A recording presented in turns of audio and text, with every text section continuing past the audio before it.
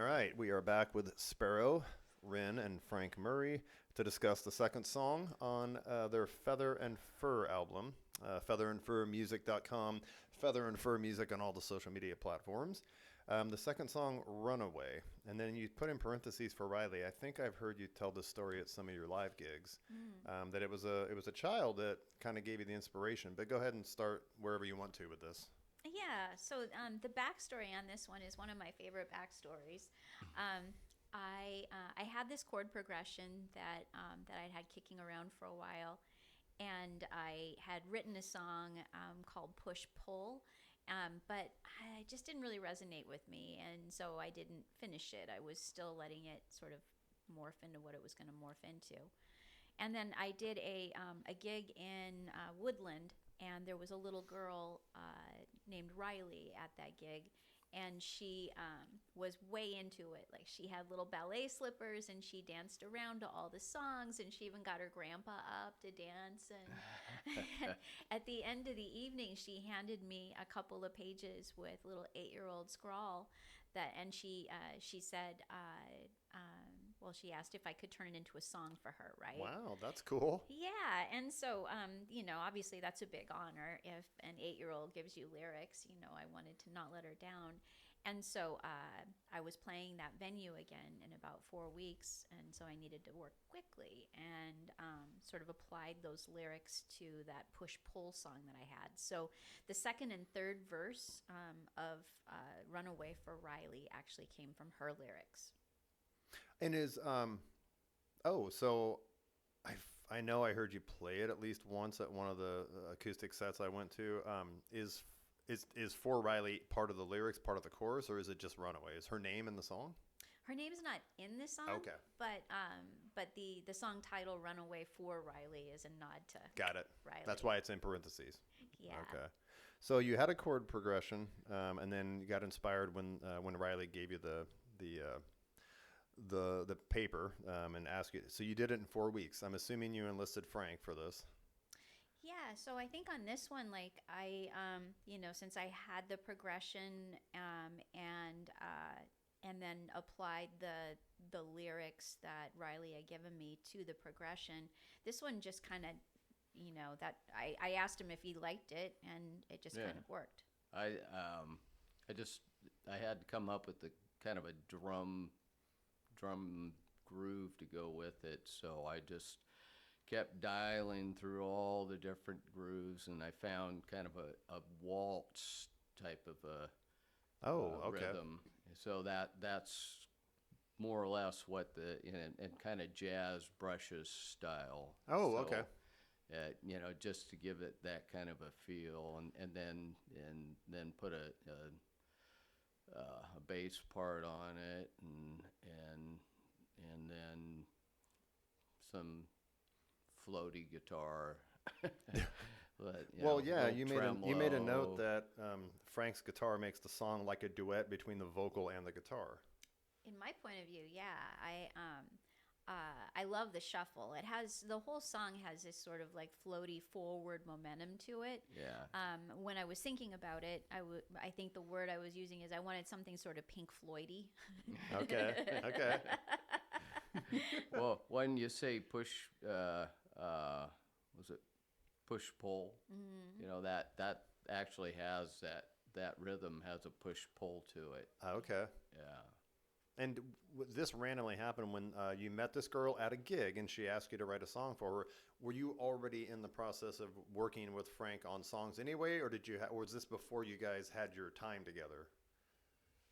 And you just had to call him and say, "Hey, I He, need help. I have to he write a came song in in four with weeks." those lyrics when we were like within the first couple weeks, I think. Yeah, I think the gig happened after we started our Yeah. writing, and So perfect timing. He was perfect available and timing. you were already working with him. And then you Yeah. had this girl say, "Write me a song," and you're like, "Okay, I got 4 weeks to do this." Right, and I already had the progression, and I wasn't really sure if I was going to do like all of my stuff.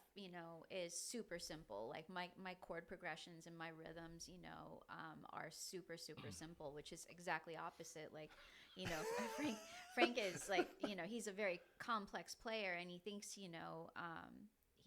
about rhythms, in a much more complex, I mean, he's been a musician his whole life, right? Pretty So much. yeah, so I can only bring simplicity to things. Which is good because I make things too complex. So it's we were just on the last episode we were talking about balance. You guys balance each other out. It's like chocolate and sea salt, you know. They go together. They go together. Well, and I wouldn't say too complex. Like I mean, I was thinking of myself as too simple, and so it's been nice to be able to bounce this off of somebody that that has that caliber of musicianship and say, hey, is this something, right? And then sometimes it is, and sometimes it isn't. But yeah. I mean, you can make simple into something great. Yeah. It's Well, and then so I haven't heard them, but whether it's Runaway or some of the other songs, are there multiple guitar parts? Do you have either just two rhythms that are playing different things, or is there like a rhythm and then some lead parts? Yeah, I mean, she's got that steady, The rhythm. the push pull rhythm that just goes all the way through the song. It's just a steady progression. Okay. And I just kind of did chord embellishment, different inversions, just So you're not driving in with the same chords. No, You're doing no, something total. no. You're layering something else on top of it. It's layered, and Okay. a little delay, reverb, and some tremolo just to give it a Pink Floyd. The Pink Yeah, Floyd-y right, feel. right, yeah. It really is like just a beautiful second voice. Like I have a hard time playing this one now as a solo because I can't hear it now without Oh. Frank's second voice. Yes. I enjoy his voice on this so much. And the other thing that was super fun on this one, right? So this was our first recording session in Nolan's apartment. Is we wanted to get this sort of ghost voice on it. And so when we were playing around with that ghost voice thing as sort of a high harmony to my vocal, Okay. to get the fade in and out, like literally, like we moved around the microphone, Yes, like, yes. around to get it like to fade in and fade out, which was fun. We ended up doing that on one of the other songs too. That'll be on the Halloween CD too. And this one is currently actually getting radio play. Yes. So I played this one at 14 Acres live last summer, and it was around the time of the blues. Blues Festival. Blues Festival. The one on the Yeah. waterfront in Portland? Yeah. Yes. Yeah. Yes, and so DJ Spacek happened to have been at 14 Acres when I played it, and he does a blues show on KISN. Okay. And so he asked if it would be okay to feature it on his show, and he did just a lovely job of, talking about the song and featuring it on his show. And he's done that a few times now, which I just so appreciate. It's been really lovely. That is really cool. Yeah. So you're getting local Portland radio airplay, but you're also on all the streaming platforms, I believe. So we're talking Apple Music, Spotify, Amazon Music. I don't know if there's any more. Yeah, there's 120-ish digital platforms now, believe it or Yeah. not. Judas Priest. I know, right? Yeah. And then obviously, so this was this, the songs are in order of when you recorded them, or just the track order on the album? When we recorded. Yeah. Okay, so this literally was the second song. Yes. And the happy accident was that you had that inspiration from Riley, and that became the second song. Wow. 2 pages of lyrics. Oh, I know. So have you played it for Riley, you said 4 weeks later after it was completed, and that was Yes. as an acoustic, just solo, right? Yes. Okay. Right, and that was before the radio, before KISN Right, picked it but up too. Riley got to hear it 4 weeks later. Yeah, right. So That is super cool. Yeah, it was really nice. It really was. It makes me it's a lifelong dream. I always wanted to have something on a streaming service. Well, I have a feeling there's more to come. Lyrics were mainly you on this one? Yeah, Yeah. well, Okay, and me and, then- and Riley. Sorry, we definitely need to give Riley. Yes, so yeah. she gets royalties, writing credit on this. She gets as many royalties as I do. Oh my gosh, was there any quirky moments when you were putting together the other instruments on this song? Not really. I did the can't remember. Did I do that tremolo guitar? I think I did. We did that at Nolan's. That the tremolo guitar and the lead.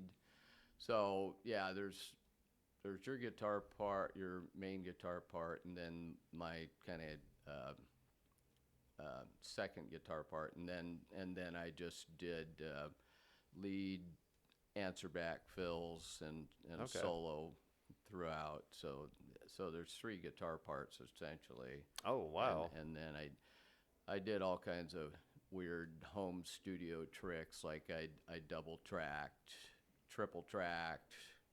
Does The that just guitars mean to hand them. you're taking the same instrument and layering it on but On a the couple of them, I just took the same track, duplicated it, but EQ'd it slightly different, panned it, like Oh, on right, like not far right, but like about right at 2 o'clock, okay. and then another one at 10 o'clock. So it's like that, and then on the solo, I doubled the track and panned it overhead. So during the verses, you're doing the fills, so they're just kind of spacey with a slight trailer echo, that like 1.5 repeats. Okay. And then when the solo starts, it pulls it right up ahead where the lead vocal usually is, panned at 12 o'clock. Okay. And then, so just to kind of give it more, Is it almost in your just create a face. fuller sound? Is that what's going on? It Okay. just, makes it more present. And then after the solo, it just kind of pans back here, and the lead vocals, More it prominent. lives here. And then we did, yeah, that's right, we did that whole thing. So that whole one, so the vocals, I doubled or tripled your track. Your lead vocal is here, and then it's panned far left and far right, and which just makes it fuller. Yeah. Any real engineers out there might think I'm crazy, but Well, we did what we needed to do. Like that ghost voice cracked me up. 'Cause yeah. Well, we the ghost did voice is right here. It was just panned right here, so it's not. Hey, speaking of squirrels. We have Literally some lovely squirrel. trees out the window here that you can't see. Okay. Oh, here's a fun question for both of you, and it can apply to any song, but let's talk about Runaway. How many takes? How many takes to get the vocals right? Not too many. She nailed it pretty good. Do you like literally?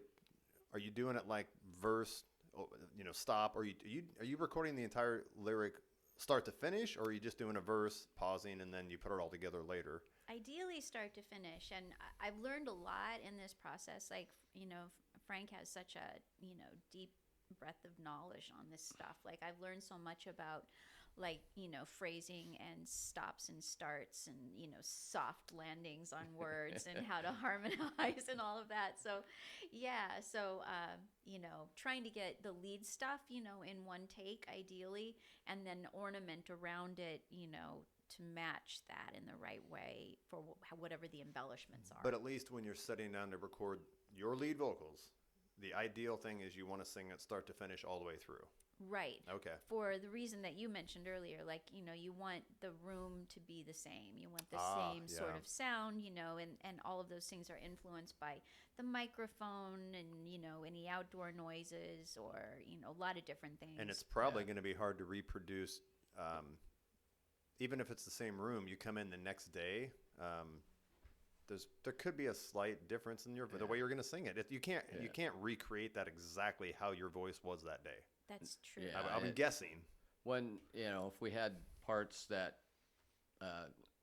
like a couple times Sparrow came in and said, well, I'd like to re-sing that part because I think I can do it better or want to change something, but we have to sing the whole thing Right. That's because yeah. like you said, to patch that in and match what we had the day before, You're going to notice a difference. Yeah.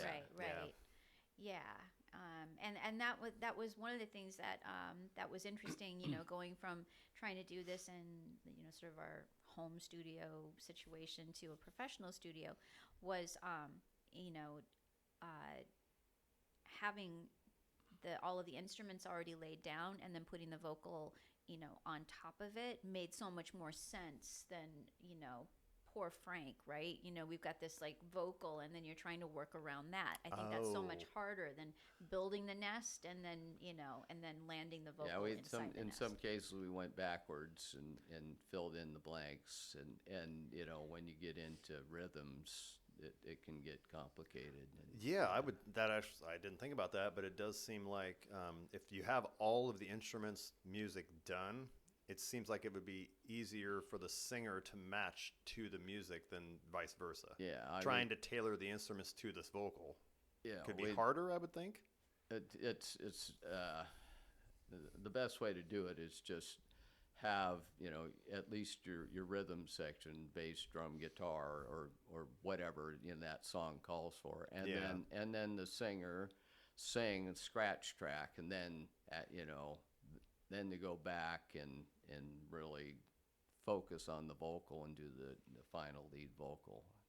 So a scratch track, I'm assuming you're referencing like a rough draft of the vocal performance. Yeah, just get because something down for the basic band rhythms. needs that direction. Oh, got it. If you don't have that in there, they're kind of driving a boat without a rudder. Right.